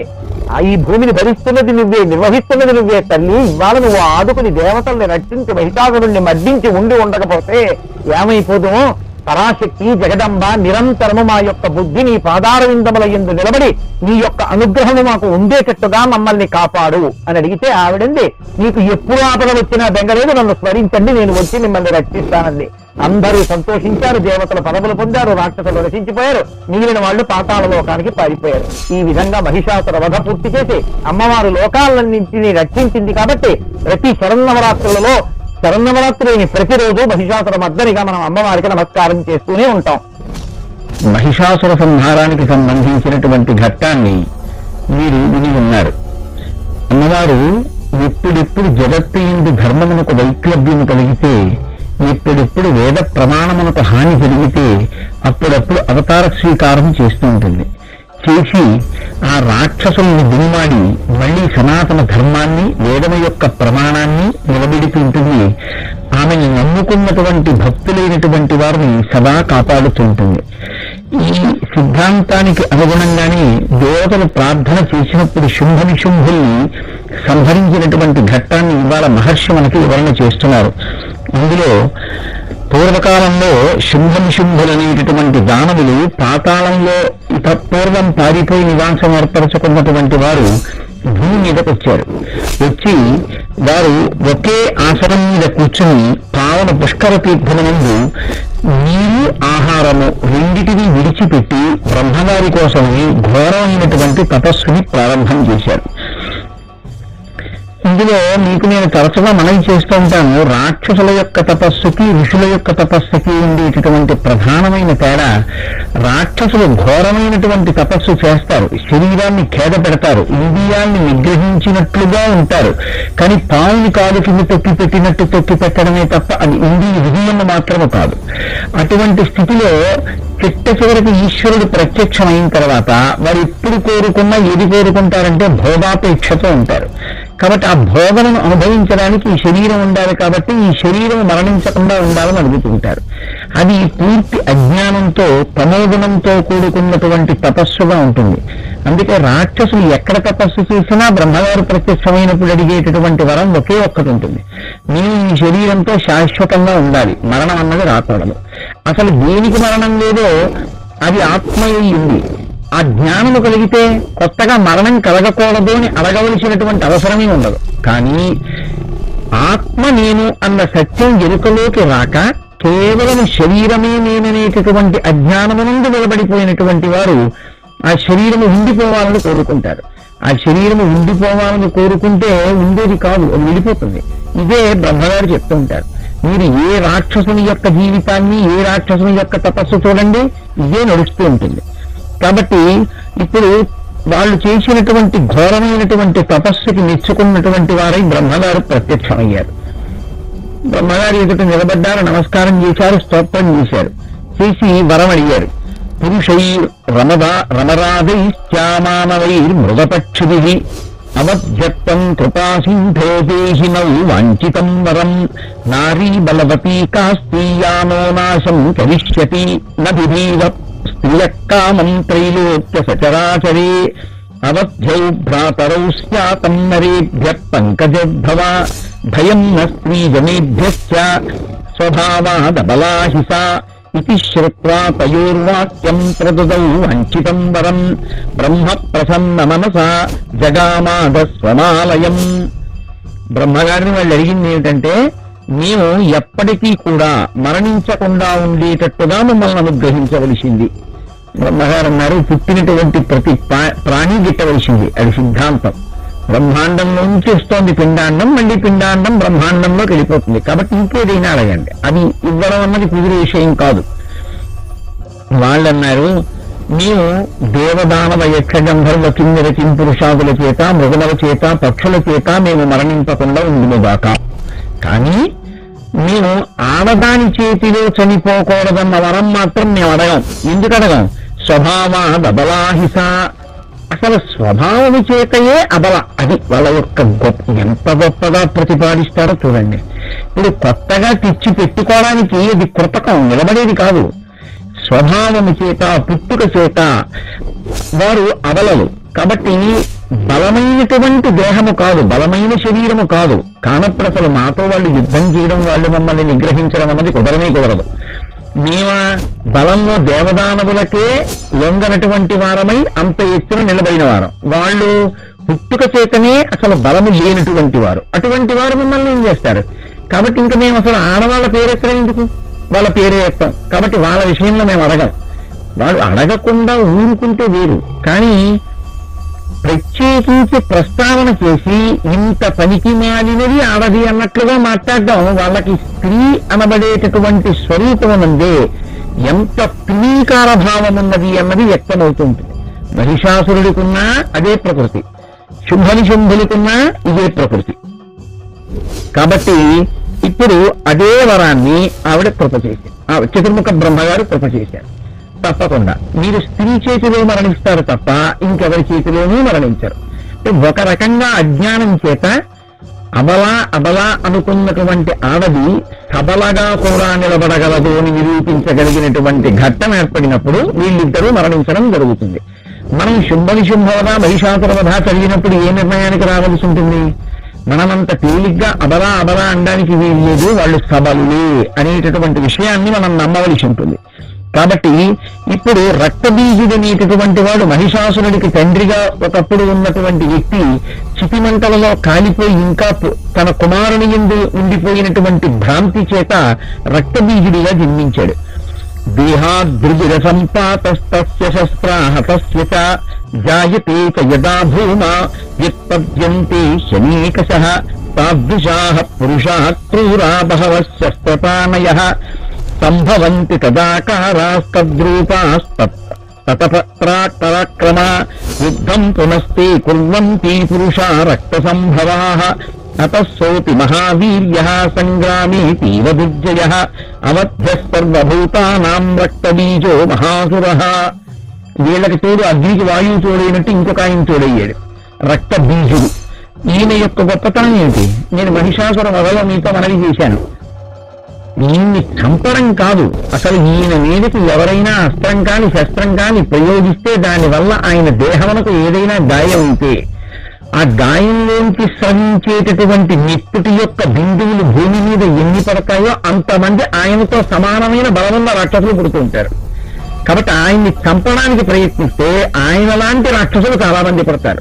కాబట్టి ఇంత భయంకరమైనటువంటి పరాక్రమం కలిగినటువంటి క్రూరుడైన రక్తబీజుడు కూడా శుంభనిశుంభులకి తోడయ్యాడు.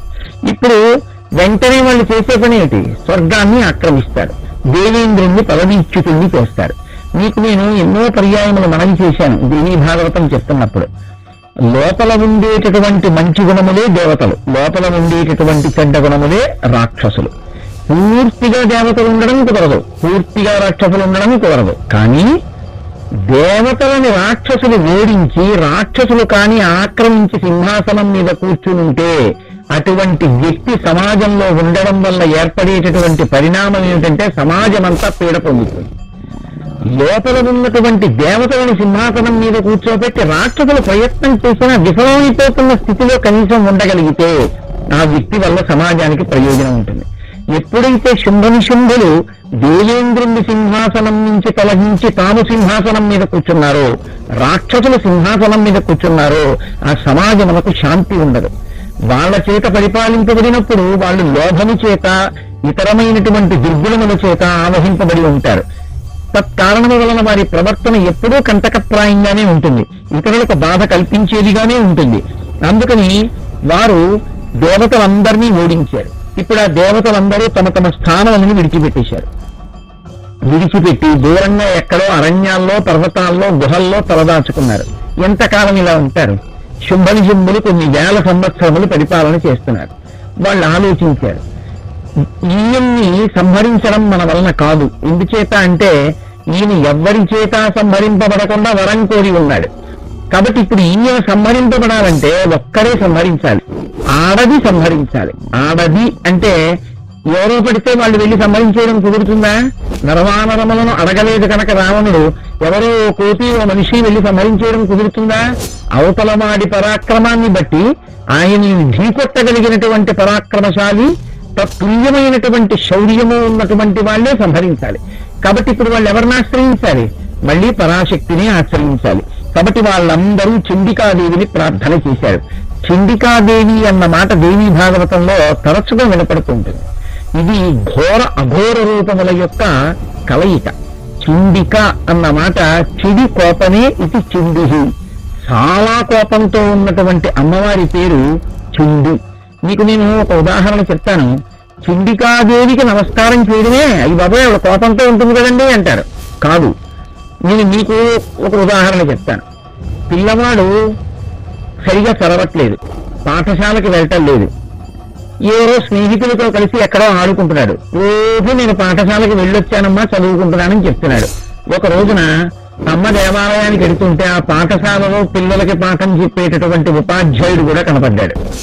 అమ్మ, మీ పిల్లవాడు పాఠశాలకి రావట్లేదు, వాడు వచ్చి నెలనాళ్ళయింది, వాడు ఇంటి దగ్గర బయలుదేరుతున్నాడని తెలిసింది స్నేహితులను అడిగితే, కానీ వాడు ఏటి వద్దున ఆటలు ఆడుకుంటున్నాడు, వాడు రావట్లేదు అంది అన్నారు ఆ ఉపాధ్యాయుడు. తల్లి ఇంటికి వచ్చింది. ఆ పిల్లవాడిని చూడగానే ఎలా బడికి వెళ్ళావా అంది. అయ్యో అదేంటమ్మా వెళ్ళొచ్చావా అన్నాడు. ఇప్పుడు ఆ తల్లికి ఎంత కోపం వస్తుంది? చాలా కోపం వచ్చి పిల్లాన్ని పట్టుకుని వాడిని గురించి వీపు మీద అదే పనిగా 4 దెబ్బలేస్తుంది. ఇప్పుడు ఒక్క మాట చెప్పండి నాకు, అలా దెబ్బలు కొడుతున్నటువంటి అమ్మ క్రూరమైన స్వరూపమా, పిల్లవాణ్ణి బాగు చెయ్యాలనేటటువంటి తాపత్రయం లోపల ఉండడం వల్ల ప్రేమ కోపము చేత కప్పబడి ఆ పిల్లవాణ్ణి సంస్కరించేటటువంటి ప్రయత్నంలో ఉన్నటువంటి అమ్మ స్వరూపమా? కోపమునందు కూడా అమ్మయందు అంతర్లీనముగా ఉన్నది ప్రేమయే. అయినప్పుడు భయం ఎందుకు? కోపం ఎవరి మీద? దుష్టవర్తన మీద. కోపం ఎవరి మీద? తప్పుడు మార్గంలో ఉన్న వాళ్ళ మీద. తప్పుడు మార్గంలో ఉన్న వారికి ఆవిడ చుండి, భక్తులైనటువంటి వారికి ఆవిడ అనుగ్రహ ప్రదాత. ఆవిడ పార్వతి, లక్ష్మి, సరస్వతి, శారద సమస్తం. కాళికా స్వరూపాన్ని ఆరాధించినటువంటి రామకృష్ణ పరమహంస జ్ఞానాన్ని పొందలేదా? కాబట్టి ఈ స్వరూపంతో అమ్మవారిని ఆరాధించలేము అన్న మాట అనకూడదు. ఏ రూపంలో ఉన్నా మా అమ్మ అమ్మే. మా అమ్మ దుష్టుల మీద కోప్పడింది తప్ప నా మీద ఎందుకు కోప్పడుతుంది? బడికెళ్ళని పిల్లాన్ని అమ్మ కొట్టినట్టు దుష్టులైన వారిని నిగ్రహిస్తోందని తెలుసుకోవలసి ఉంటుంది. కాబట్టి చెడి కోపమే ఇది చండీదేవి.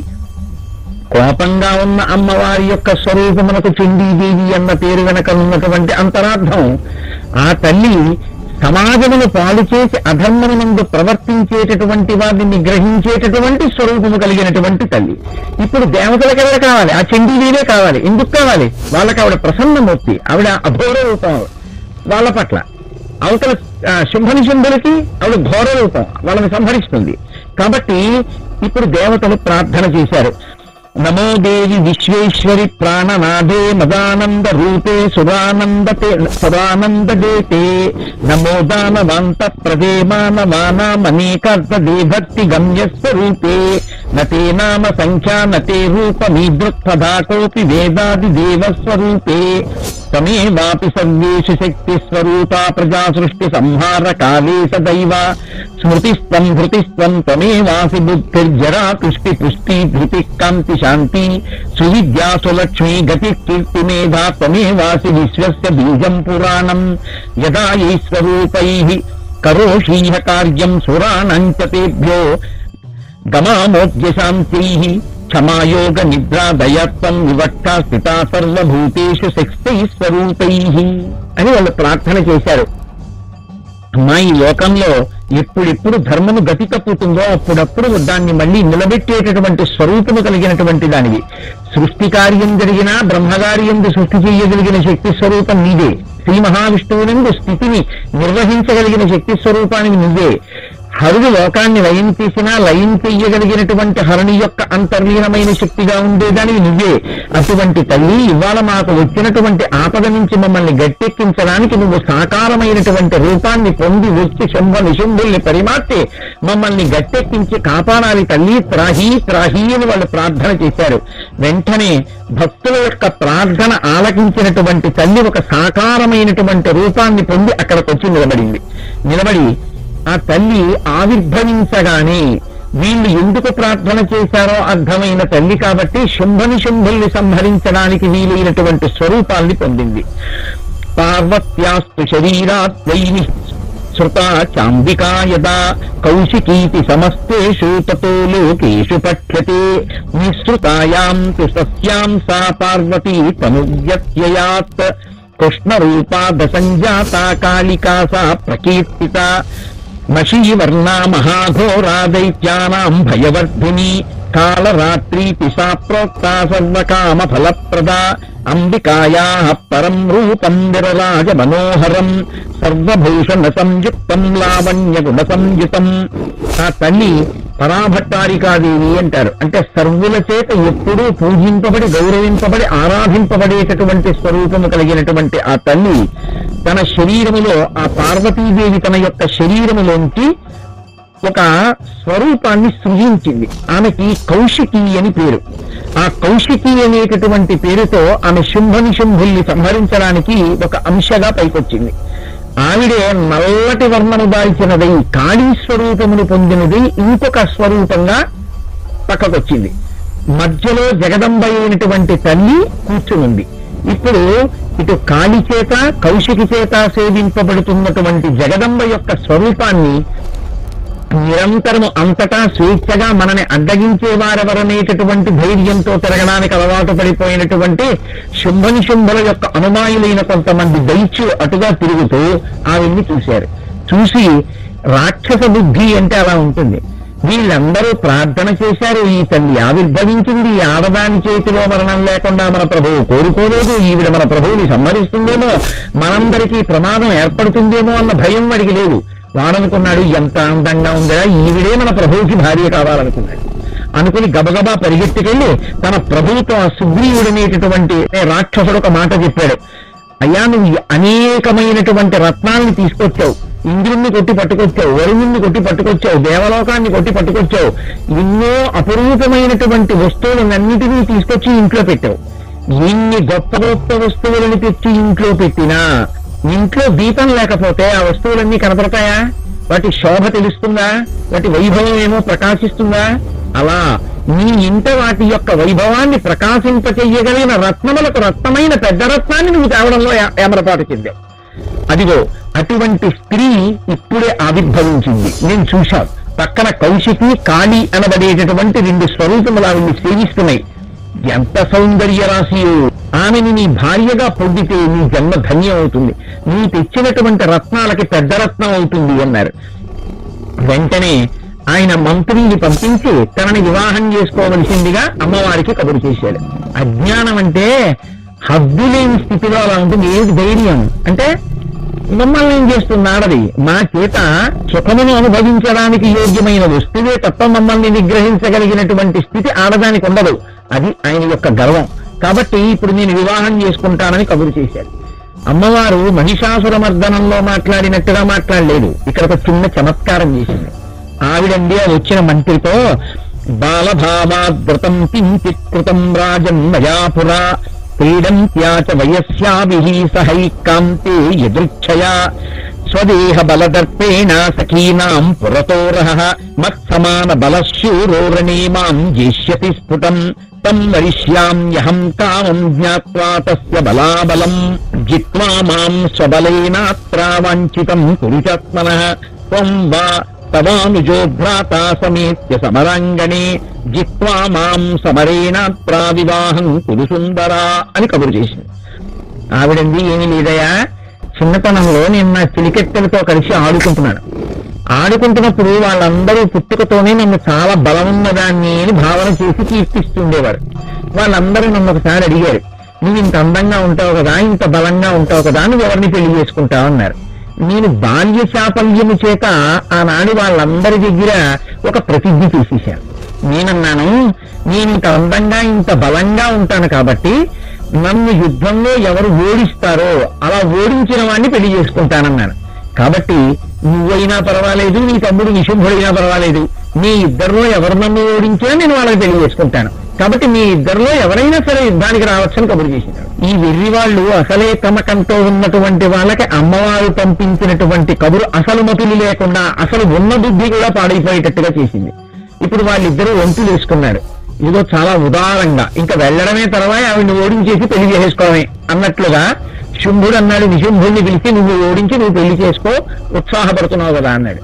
నిశుంభుడు అన్నాడు, నువ్వు ప్రభువు కదా, పెద్దవాడివి కదా, సింహాసనం మీద కూర్చోబెట్టాం కదా, నిన్ను సేవిస్తున్నాం కదా, నిన్ను అనువర్తిస్తున్నాం కదా, అటువంటిది నేను పెళ్లి చేసుకోవడం ఏమిటి, బాగుండదు, నువ్వే పెళ్లి చేసుకో.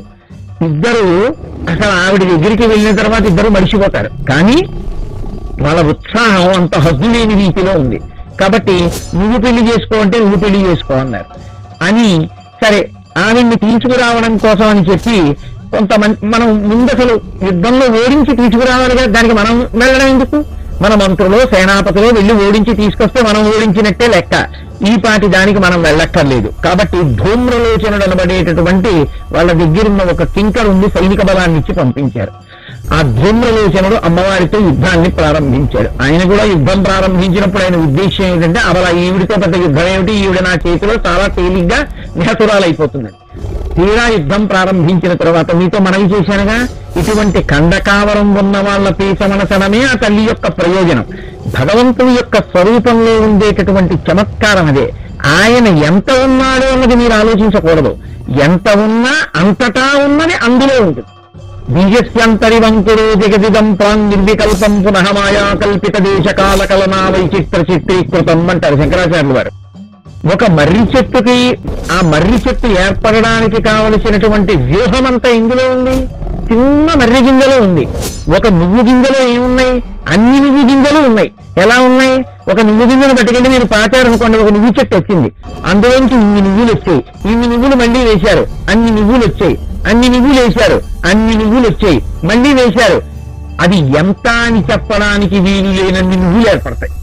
ఒక్క నువ్వు గింజలోంచి ఇన్ని నువ్వులు రాగలిగితే పరమేశ్వరుడు ఏ రూపంలో ఉంటే మాత్రం అనంతమైనటువంటి ఆయన శక్తి ఆయనని విడిచిపెట్టి ఉంటుంది. అది ఎప్పుడూ ఆయనతోనే ఉంటుంది, ఆయనలోనే ఉంటుంది, వ్యూహంగా ఉంటుంది. అది ఆయన్ని విడిచిపెట్టి ఉండదు. కాబట్టి శక్తి స్వరూపిణి అయినటువంటి అమ్మవారు పైకి అలా కనపడినా ఆ తల్లికి యుద్ధం చేయడంలో పెద్ద విశేషమేం ఉంటుంది? ఎంతమంది వెళ్ళనివ్వండి, అది పెద్ద విశేషమేం కాదు, వాళ్ళని సంహారం చేస్తుంది. కాబట్టి ఇప్పుడు ముందు ధూమ్రలోచనుడు వెళ్ళాడు. వెళ్ళినటువంటి ధూమ్రలోచనుడు అమ్మవారితో కొంతసేపు యుద్ధం చేశాడు. యుద్ధంలో అబ్బో ఈవిడ చాలా బాగా యుద్ధం చేస్తోందనేటటువంటి పట్టుదల క్రమక్రమంగా తన ప్రాణాలను తాను రక్షించుకోవాలనేటటువంటి స్థితికి జారిపోయింది. మొట్టమొదట్లో ఈవిని పట్టుకోవడం తేలికనుకుంటారు. తర్వాత ఆవిడ యొక్క యుద్ధం వ్యగ్రతని, ఆవిడికి యుద్ధంలో ఉన్నటువంటి నైపుణ్యాన్ని చూస్తే అసలు ఈ యుద్ధంలోంచి మనం బతికి బయటపడితే చాలన్న స్థితి వచ్చింది. ఇప్పుడు ఆ స్థితిలో ప్రాణాలకి తెగించి పోరాడాడు. ఆవిడ యొక్క ఆవిర్భావమే ఇటువంటి రాక్షసుల్ని సంహరించడానికి. కాబట్టి ధూమ్రలోచనుని సంహరించింది. తర్వాత నిశుంభుడు వెళ్ళాడు. నిశుంభుడు వెళ్ళినా యుద్ధానికి ఇదే మాట మాట్లాడతాడు అమ్మవారితోటి. ఆ నిశుంభుడు కూడా అమ్మవారి చేతిలో హతుడైపోయాడు. తర్వాత శుంభుడు వెళ్ళాడు. ఆ శుంభుడు కూడా అమ్మవారి చేతిలో హతుడైపోయాడు. ఈ విధంగా నిశుంభులు హతులైపోయారు. ఈ నిశుంభుల కన్నా ముందు చాలా భయంకరమైనటువంటి వ్యక్తి, మరణించవలసిన వ్యక్తి, అసలు నిశుంభ వధలో చాలా గొప్ప పాత్ర పోషించినటువంటి వాడు రక్తబీజుడు. రక్తబీజుడి మీద యుద్ధం చేస్తున్నప్పుడు సమస్త దేవతల యొక్క అంశాలు వచ్చాయి. ఇంద్రుని యొక్క శక్తి అయిన ఇంద్రాణి వచ్చింది, అలాగే వరుణుడి శక్తి వచ్చింది, వాయుదేవుడి శక్తి వచ్చింది, శంకరుడి శక్తి వచ్చింది, విష్ణువు యొక్క శక్తి వచ్చింది, బ్రహ్మగారి శక్తి వచ్చింది. అందరూ ఆయా శక్తులన్నీ వచ్చి యుద్ధం చేశాయి, దేవతా శక్తులన్నీ. ఎంతమంది యుద్ధం చేసినా వాడి శరీరాన్ని చెనకినంత మాత్రం చేత శరీరంలోంచి కింద పడినటువంటి రక్త బిందువులలోంచి మళ్ళీ వాడు ఎంత శక్తివంతుడో అంత శక్తివంతులైనటువంటి రాక్షసులు ఉద్భవించి యుద్ధం చేస్తూనే ఉన్నారు. దేవతలు పడగొట్టిన కొద్దీ ఇంకా రాక్షసుల యొక్క బలం పెరిగిపోతుంది. చూసింది అమ్మవారు. ఇలా యుద్ధం జరిగినంతసేపు అనేక మంది రక్తబీజులు పుడుతూ ఉంటారు. కాబట్టి ఇప్పుడు కాళికాదేవిని ఆవిడ చాముండా అని పిలిచింది. ఓ చాముండా, ఈ రక్తబీజుణ్ణి వధించడానికి నేను చక్రప్రయోగం చేసినప్పుడు ఈయన శరీరంలోంచి కారిపోతున్నటువంటి రక్తం నేల మీద పడి బిందువులుగా పడితే అందులోంచి తిరిగి మళ్ళీ అనంతమైన రక్తబీజులు పుడుతున్నారు. కాబట్టి వాళ్ళు పుట్టకుండా ఉండాలంటే నువ్వు పెద్ద నాలుకలు జాతి ఆ శరీరంలోంచి కింద పడుతున్న నెత్తుటిని యథాతథంగా తగిసి ఆయన శరీరాన్ని తరుగుతున్నప్పుడు ఆ మాంసాన్ని తినేసి ఇంకప్పుడు రక్తబీజులు పుట్టరు. భయంకరమైన స్వరూపంతో వికటాట్టహాసం చేస్తూ పెద్ద నాలుకను జాపి రక్తబీజులు పుట్టకుండా నెత్తురు తాగి మాంసం తిని ఆ రోజున రక్తబీజుని యొక్క వధ చేసింది. అమ్మవారు ఉగ్రంగా కనపడింది ఎవరికి? రాక్షసులకి. మన పట్ల ఆవిడ సర్వదా కారుణ్యమూర్తి, పరమరక్షకురాలు. ఇంత గొప్ప యుద్ధం చేసి మేము మరణించమనుకుని స్త్రీల పట్ల చాలా చిన్న చూపుతో ప్రవర్తించినటువంటి రాక్షసులందరినీ కూడా ఆనాడు జగదంబ, చాముండా, కాళీ, మిగిలినటువంటి దేవతాకాంతల యొక్క సహాయంతో, దేవతల యొక్క శక్తి స్వరూపాల యొక్క సహాయంతో సంహరించి మనందరం సంతోషంగా ఉండేటట్టుగా చేసింది. ఈ కామక్రోధ స్వరూపమైనటువంటి చండముండుల్ని సంహరించినటువంటి ఘట్టాన్ని ఎవరు వింటారో వాళ్ళందరికీ కూడా జగదంబ యొక్క నిర్హేతుక కృపాకటాక్ష వీక్షణములు లభించి జీవితంలో ప్రశాంతంగా బతకగలిగినటువంటి సౌఖ్యం అబ్బుతుంది అని వ్యాసవాక్కు.